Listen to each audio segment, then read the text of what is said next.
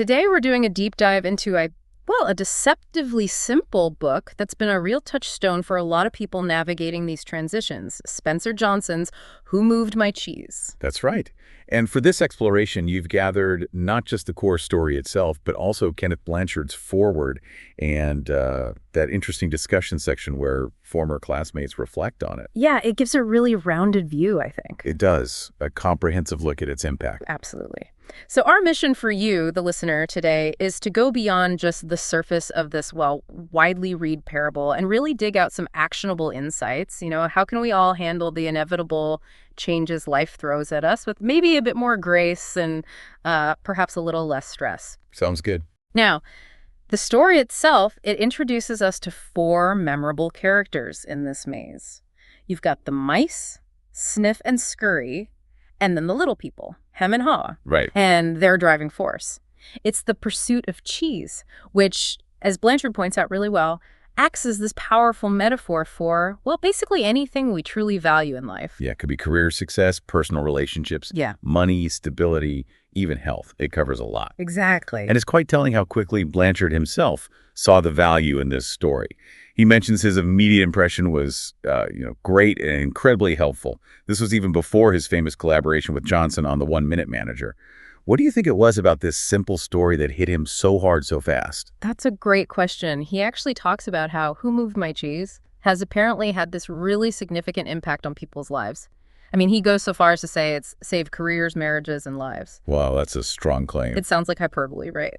But then he shares this compelling story about the NBC broadcaster Charlie Jones. Oh, yeah, I remember reading that bit. So here's a guy, top of his game, covering track and field at the Olympics, totally his element, right? Mm-hmm. Comfortable? Yeah. Successful? Then, bam, he gets this unexpected reassignment. Swimming and diving. Sports he knew much less about. Ouch. Yeah, understandably, he was frustrated, probably felt sidelined, maybe even a bit angry. Totally. It really highlights how personal our cheese is, doesn't it? For Jones, his cheese wasn't just being at the Olympics, it was being known for his expertise there. Right. So that reassignment must have felt like losing a chunk of his professional identity, a real blow. Exactly. But then Charlie Jones hears the cheese story, and according to Blanchard, it actually made him laugh at himself, at his own reaction. Huh. A perspective shift. Yeah, he reframed it. It was just, his cheese had been moved. And that simple shift allowed him to adapt, to actually put in the work, learn the new sports. And he ended up doing really well, didn't he? Incredibly well. He achieved even greater success in this new area. It just shows the power of that initial mental pivot, And Blanchard saw this firsthand, too. Not just with others. He used it in his own company, Blanchard Training and Development. Oh, right. During a time of change. Exactly. Lots of organizational shifts happening. He gave an early version to his employees. And how did that go down? He said the response was notably positive. People felt it shifted how they saw the changes, maybe even, released some of the negative energy around it all. Which leads us nicely into the book's structure. It's quite clever, really. 3 parts. Yeah, first, a gathering, these former classmates getting together. Then the story of Who Moved My Cheese. That's the core parable. And finally, a discussion where those classmates talk about what it meant to them. Right. And we're going to explore all 3 to give everyone listening the full picture, the key insights from this little book. Okay, let's start with a gathering. It sets the scene nicely, doesn't it? It does. You have these people all took different paths after school, meeting up at this reunion, and this common theme pops up. They're all dealing with unexpected stuff, twists and turns. Exactly. There's this shared feeling of uncertainty, maybe not quite knowing how to handle it all. We hear from Angela, who was apparently quite popular back then. She admits life didn't quite go as planned. Mm-hmm. And Nathan, too. He's in the family business. Something solid, you'd think. Right, a pillar of the community for ages. Even he's worried about the pace of change and how we tend to, resist it. And then Carlos makes that point about fear. That fear is often what stops us stepping out of our comfort zone. It's a good reminder, isn't it? Change gets us all, no matter how successful or stable things seem. Yeah, it's interesting that even those with seemingly solid ground felt that unease. What is it about us humans that makes us cling to the familiar, even when it's maybe not working anymore? That's the million-dollar question, isn't it? And Michael, another classmate, he kind of brings it home. He admits he used to fight change hard. Right, and it almost cost him his business. Because they didn't adapt. Exactly. Failed to react to a big market shift. Until, he says, he heard this funny little story. Who moved my cheese? Yep. And it totally changed his perspective. And it wasn't just personal for him, was it? He shared it in his company. Right. And it apparently helped create this ripple effect, made the employees more adaptable, helped the business recover and grow. And he noticed people applying it to their personal lives, too. Shows how universal the challenge is, I guess. Which brings us right to the heart of it, the story of who moved my cheese. So Michael starts telling the tale. Sniff, scurry, hem, and haw in their maze, looking for cheese. And you see the contrast right away. The mice, Sniff and Scurry, they're more instinctual. Simple goal. Find cheese. Keep it simple. But the little people, hem and haw, they've got these complex brains, beliefs. They're looking for cheese with a capital C. Right. The thing they think will bring lasting happiness and success. So initially, they all find this huge stash at Cheese Station C. Plenty for everyone. And things settle into a routine. Sniff and Scurry, they still get up early, dash through the maze. Even when they find the cheese, they keep their running shoes handy, tied around their necks, still watchful. Yeah, they stay alert. Hem and haw, though, they get comfortable. Maybe a bit complacent. Definitely complacent. Waking up later, strolling casually to the cheese. Yeah. They're sure it'll always be there. They even move their homes closer, build a whole social life around Cheese Station C, put up signs like, having cheese makes you happy. They start seeing it as their cheese, like they're entitled to it. Yeah. What are the risks when we get too comfortable with our cheese, whatever it is? That's a crucial point. This growing entitlement, this assumption that things won't change, it blinds them.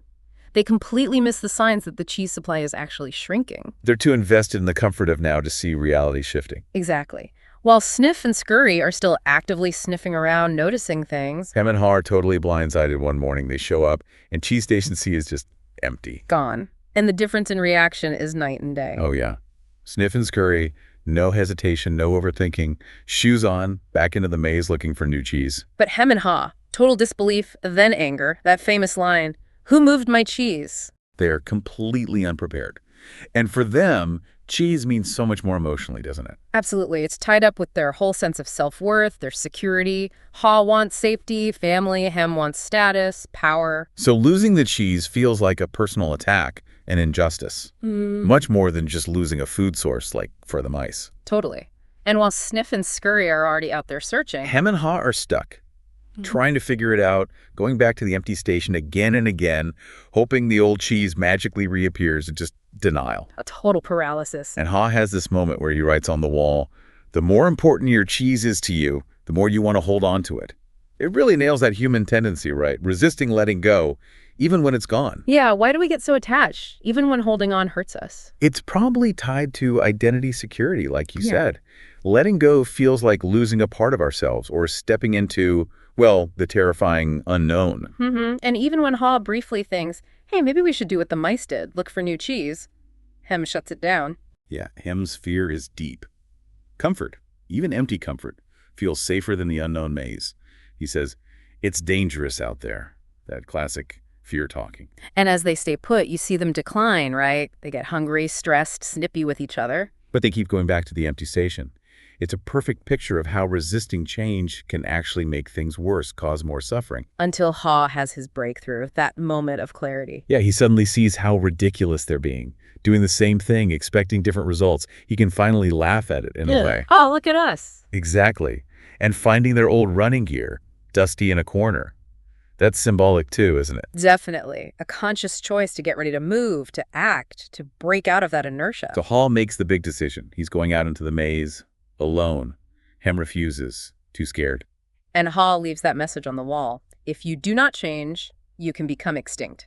Pretty stark. It is. A direct warning about staying stuck. And his thinking shifts too. Right. From who moved my cheese. To why didn't I get up and move with the cheese sooner?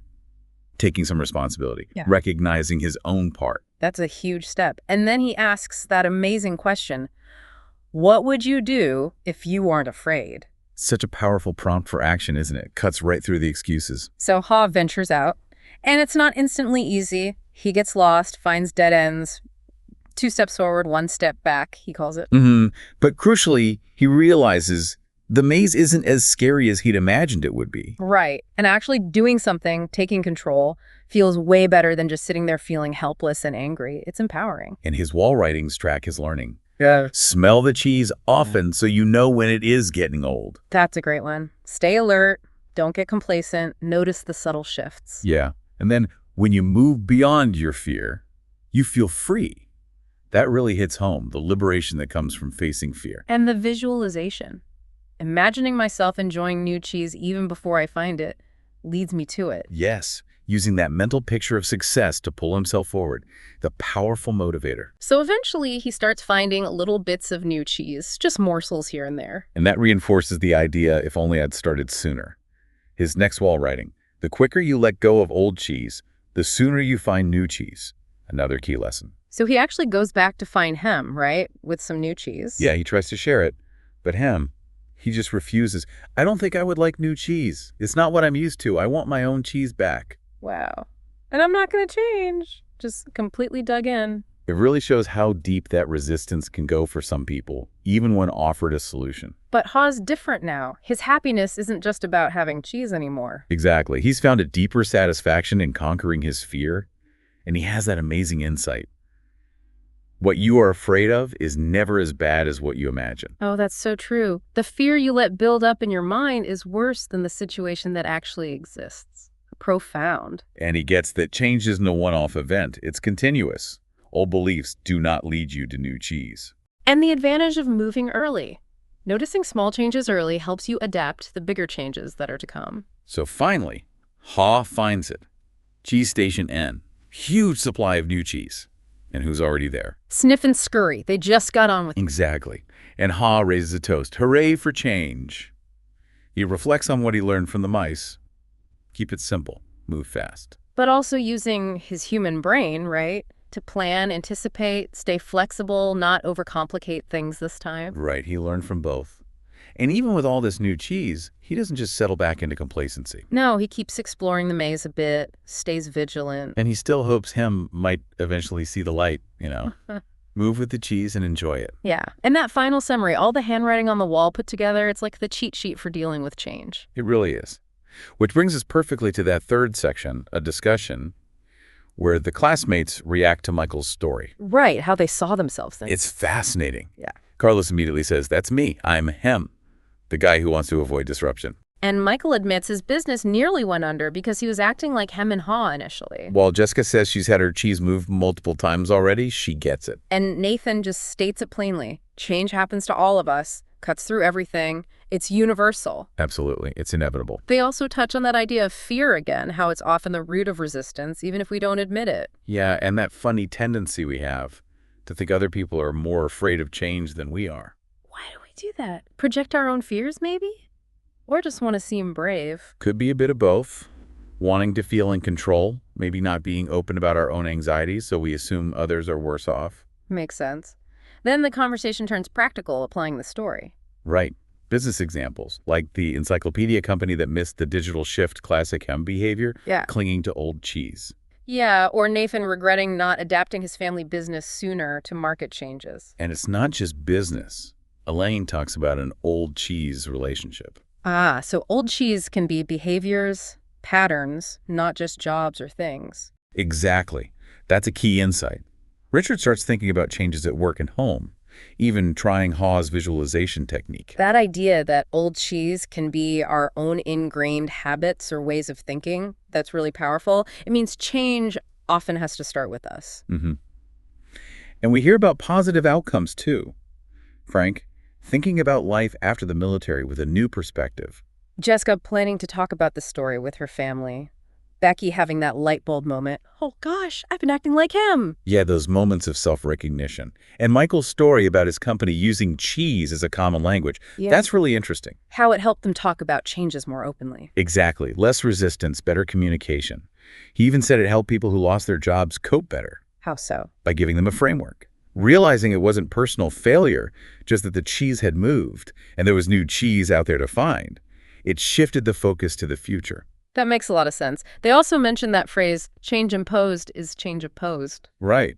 We naturally push back against things forced on us. But then there's the flip side, the peer pressure. Nobody wants to be seen as the hem, right? Exactly. So sometimes seeing others adapt can actually motivate you to move too. Positive peer pressure, I guess. The discussion wraps up with this lovely idea of trying to be the new cheese for others. Yeah, being a better partner, more adaptable colleague, a more supportive friend. And just that enduring hope that anyone, even a hem, can eventually learn to move with the cheese and enjoy it. So as we wrap up this deep dive for you, the listener, the core message seems pretty clear, doesn't it? I think so. Change is inevitable. Resistance is usually about fear. And the faster we adapt, let go of the old, and start looking for the new cheese. Whatever that means for you personally or professionally, the better off we'll likely be.